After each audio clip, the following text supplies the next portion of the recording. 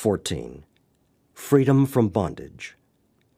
Young when she joined, this AA believes her serious drinking was the result of even deeper defects. She here tells how she was set free. The mental twists that led up to my drinking began many years before I ever took a drink, for I am one of those whose history proves conclusively that my drinking was a symptom of a deeper trouble. Through my efforts to get down to causes and conditions, I stand convinced that my emotional illness has been present from my earliest recollection. I never did react normally to any emotional situation. The medical profession would probably tell me I was conditioned for alcoholism by the things that happened to me in my childhood, and I am sure they would be right as far as they go. But AA has taught me I am the result of the way I reacted to what happened to me as a child. What is much more important to me, AA has taught me that through this simple program, I may experience a change in this reaction pattern that will indeed allow me to match calamity with serenity. I am an only child, and when I was 7 years old, my parents separated very abruptly. With no explanation at all, I was taken from my home in Florida to my grandparents' home in the Midwest. My mother went to a nearby city to go to work, and my father, being an alcoholic, simply went. My grandparents were strangers to me, and I remember being lonely, terrified, and hurt. In time, I concluded that the reason I was hurt was because I loved my parents. And I concluded, too, that if I never allowed myself to love anybody or anything, I could never be hurt again. It became second nature for me to remove myself from anything or anybody I found myself growing fond of. I grew up believing that one had to be totally self-sufficient, for one never dared to depend on another human being. I thought that life was a pretty simple thing. You simply made a plan for your life based upon what you wanted, and then you needed only the courage to go after it. In my late teens, I became aware of emotions I'd not counted on. Restlessness, anxiety, fear, and insecurity. The only kind of security I knew anything about at that time was material security, and I decided that all these intruders would vanish immediately if I only had a lot of money. The solution seemed very simple. With cold calculation, I set about to marry a fortune, and I did. The only thing this changed, however, was my surroundings, and it was soon apparent that I could have the same uncomfortable emotions with an unlimited checking account that I could on a working girl's salary. It was impossible for me to say at this point, maybe there is something wrong with my philosophy.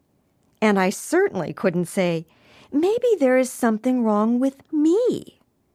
It was not difficult to convince myself that my unhappiness was the fault of the man I had married, and I divorced him at the end of a year. I was married and divorced again before I was 23 years old, this time to a prominent band leader, a man whom many women wanted. I thought this would give me ego strength, make me feel wanted and secure, and alleviate my fears. But again, nothing changed inside me. The only importance in all of this lies in the fact that at 23, I was just as sick as I was at 33 when I came into AA. But at that time, I apparently had no place to go because I had no drinking problem. Had I been able to explain to a psychiatrist the feelings of futility, loneliness, and lack of purpose that had come with my deep sense of personal failure at this second divorce, I seriously doubt that the good doctor could have convinced me that my basic problem was a spiritual hunger. But AA has shown me this was the truth. And if I had been able to turn to the church at that time, I'm sure they could not have convinced me my sickness was within myself, nor could they have shown me that the need for self-analysis that AA has shown me is vital if I am to survive. So I had no place to go, or so it seemed to me. I wasn't afraid of anything or anybody after I learned about drinking. It seemed right from the beginning that with liquor, I could always retire to my little private world where nobody could get at me to hurt me. It seemed only fitting that when I did finally fall in love, it was with an alcoholic, And for the next 10 years, I progressed as rapidly as is humanly possible into what I believed to be hopeless alcoholism. During this time, our country was at war. My husband was soon in uniform and among the first to go overseas. My reaction to this was identical in many respects to my reaction to my parents leaving me when I was 7. Apparently, I'd grown physically at the customary rate of speed, and I had acquired an average amount of intellectual training in the intervening years. But there had been no emotional maturity at all. I realize now that this phase of my development had been arrested by my obsession with self, and my egocentricity had reached such proportions that adjustment to anything outside my personal control was impossible for me. I was immersed in self-pity and resentment, and the only people who would support this attitude, or who I felt understood me at all, were the people I met in bars and the ones who drank as I did. It became more and more necessary to escape from myself, for my remorse and shame and humiliation when I was sober were almost unbearable. The only way existence was possible was through rationalizing every sober moment and drinking myself into complete oblivion as often as I could. My husband eventually returned, but it was not long until we realized we could not continue our marriage. By this time, I was such a past master at kidding myself that I had convinced myself I had sat out a war and waited for this man to come home, and as my resentment and self-pity grew, so did my alcoholic problem. The last 3 years of my drinking, I drank on my job. The amount of willpower exercised to control my drinking during working hours, diverted into a constructive channel, would have made me president. And the thing that made the willpower possible was the knowledge that as soon as my day was finished, I could drink myself into oblivion. Inside, though, I was scared to death, for I knew that the time was coming, and it couldn't be too remote, when I would be unable to hold that job. Maybe I wouldn't be able to hold any job. Or maybe, and this was my greatest fear, I wouldn't care whether I had a job or not. I knew it didn't make any difference where I started. The inevitable end would be Skid Row. The only reality I was able to face had been forced upon me by its very repetition. I had to drink. And I didn't know there was anything in the world that could be done about it. About this time, I met a man who had 3 motherless children, and it seemed that might be a solution to my problem. I had never had a child, and this had been a satisfactory excuse many times for my drinking.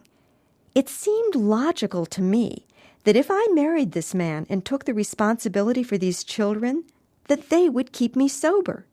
So I married again.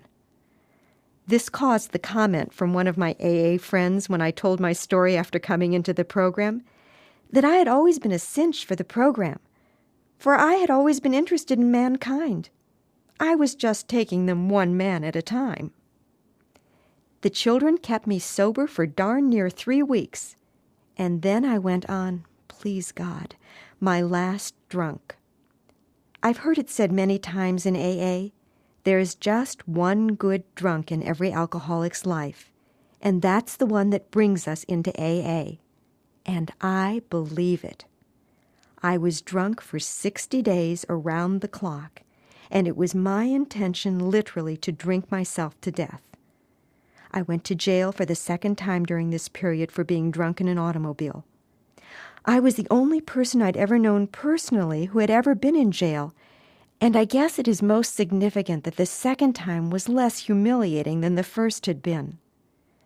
Finally, in desperation, my family appealed to a doctor for advice, and he suggested AA. The people who came knew immediately I was in no condition to absorb anything of the program. I was put in a sanitarium to be defogged so that I could make a sober decision about this for myself. It was here that I realized for the first time that as a practicing alcoholic, I had no rights. Society can do anything it chooses to do with me when I'm drunk, and I can't lift a finger to stop it. For I forfeit my rights through the simple expedient of becoming a menace to myself and to the people around me. With deep shame came the knowledge, too, that I had lived with no sense of social obligation, nor had I known the meaning of moral responsibility to my fellow men. I attended my first AA meeting 8 years ago, and it is with deep gratitude that I'm able to say I've not had a drink since that time, and that I take no sedation or narcotics, for this program is to me one of complete sobriety. I no longer need to escape reality. One of the truly great things AA has taught me is that reality, too, has two sides.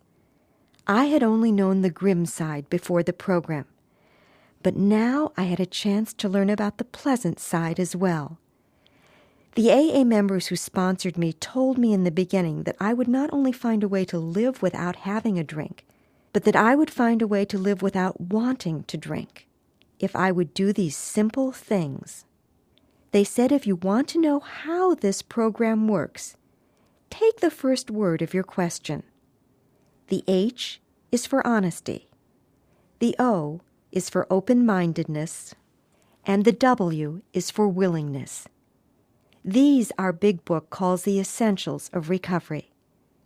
They suggested that I study the AA book and try to take the 12 steps according to the explanation in the book, for it was their opinion that the application of these principles in our daily lives will get us sober and keep us sober.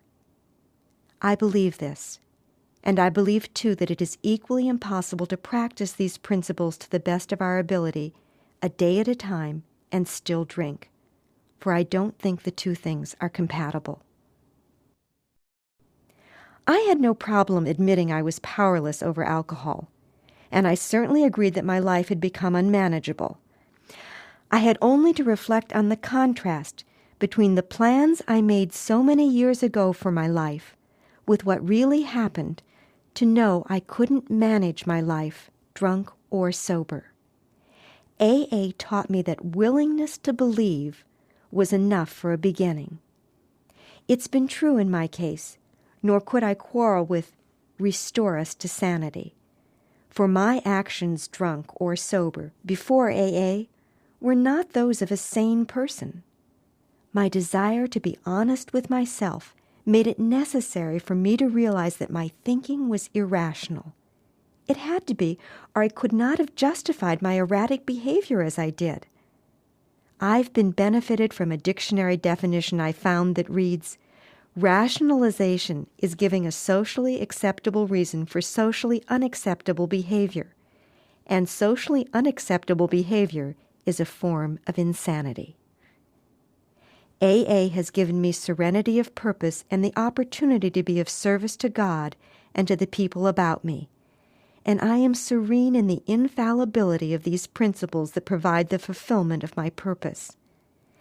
AA has taught me that I will have peace of mind in exact proportion to the peace of mind I bring into the lives of other people. And it has taught me the true meaning of the admonition, happy are ye who know these things and do them. For the only problems I have now are those I create when I break out in a rash of self-will. I've had many spiritual experiences since I've been in the program, many that I didn't recognize right away, for I'm slow to learn, and they take many guises. But one was so outstanding that I'd like to pass it on whenever I can, in the hope that it will help someone else as it has me. As I said earlier, self-pity and resentment were my constant companions, and my inventory began to look like a 33-year diary, for I seemed to have a resentment against everybody I'd ever known. All but one responded to the treatment suggested in the steps immediately. But this one posed a problem. This resentment was against my mother, and it was 25 years old. I had fed it, fanned it, and nurtured it as one might a delicate child, and it had become as much a part of me as my breathing. It had provided me with excuses for my lack of education, my marital failures, personal failures, inadequacy, and, of course, my alcoholism. And though I really thought I had been willing to part with it, now I knew I was reluctant to let it go. One morning, however, I realized I had to get rid of it, for my reprieve was running out. And if I didn't get rid of it, I was going to get drunk. And I didn't want to get drunk anymore. In my prayers that morning, I asked God to point out to me some way to be free of this resentment. During the day, a friend of mine brought me some magazines to take to a hospital group I was interested in. I looked through them. A banner across one featured an article by a prominent clergyman in which I caught the word resentment. He said in effect, if you have a resentment you want to be free of, if you will pray for the person or the thing that you resent, you will be free.